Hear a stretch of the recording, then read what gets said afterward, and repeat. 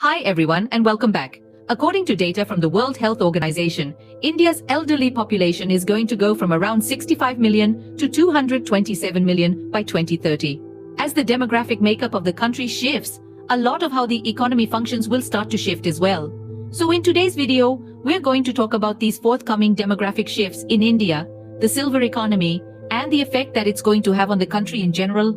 And finally, how the concept of the silver economy is going to play into India's demographic dividend. Many of us may have heard about India's demographic dividend. That is the increased number of working age population in the country that we would get in the future. Well, that time has kind of arrived and India is reaping its demographic dividend now. However, this does mean that we are going to have to plan for demographic shifts in the future.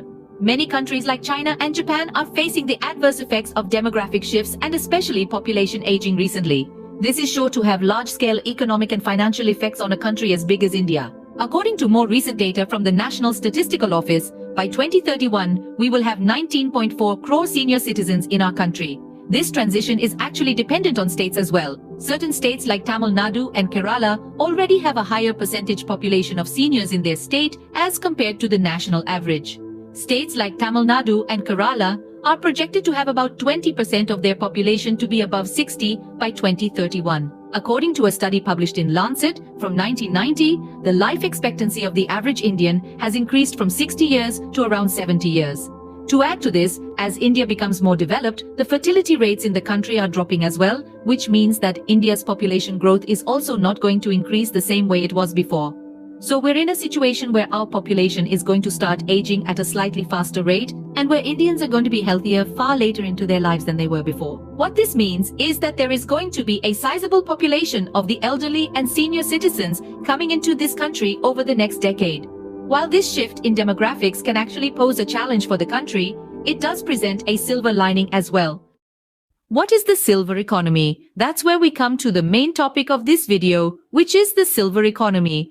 To put it simply, the term silver economy refers to products and services that are targeted to be consumed by the elderly. Certain studies actually show that this group of 45 to 64 is actually the wealthiest cohort in the world and therefore has high consumption potential.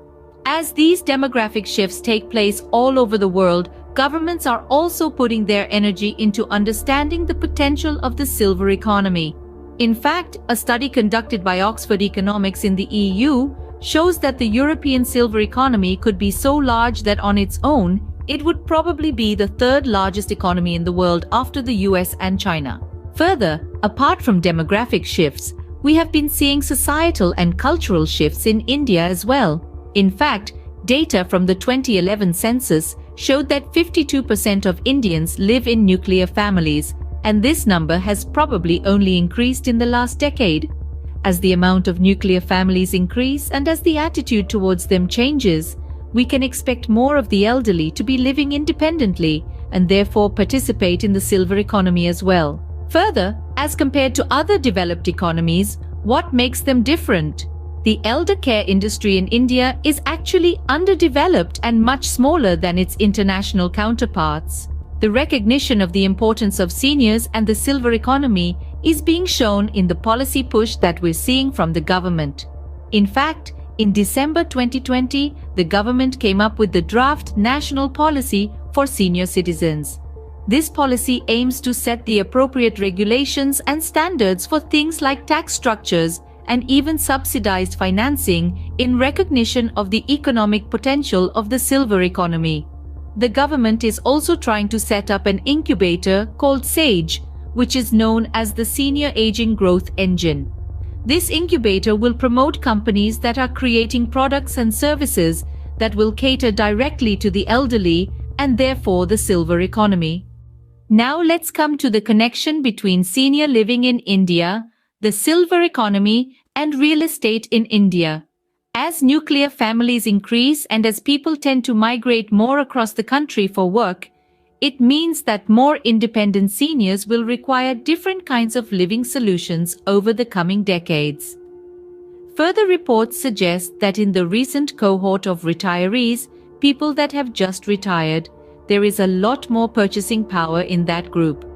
For example, reports make the distinction between people who are working between the ages of 50 and 70 who are at the peak of their consumption, while senior citizens above the age of 70 tend to focus and switch over their consumption more for medical needs.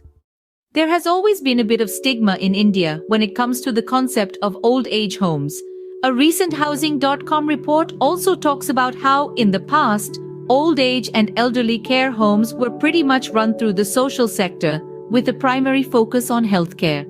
During COVID, a large amount of elderly people found it difficult to get access to medical services or even their daily needs, which is leading to a lot of people having a look at dedicated elderly care facilities that are designed to make their lives more comfortable.